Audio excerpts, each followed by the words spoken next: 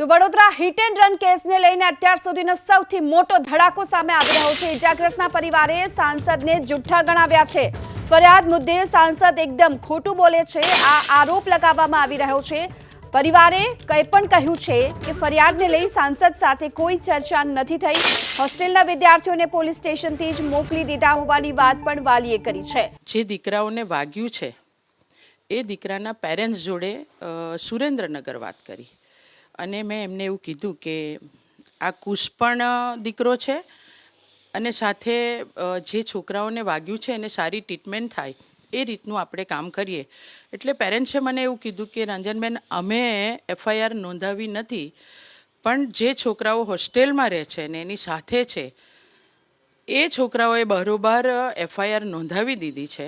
જ્યારે સંસદ જે સાહેબ જે ખરાક નહીં કે છોકરાને બરોબર વાગ્યું નથી એમ કહેવા માંગે છે, પણ અત્યારે છોકરાની પરિસ્થિતિ કેવી છે એ જ તમે જોવો અહીં આવીને। એમ છોકરો બોલતો બી નથી, કશું નથી, ભલે એમના સંસદના આટલા બધા સંસદ સપોર્ટ કરતા હોય તો પછી આપણે બધા મારી નાખવાની જ વાત કરે છે ને આ લોકોએ।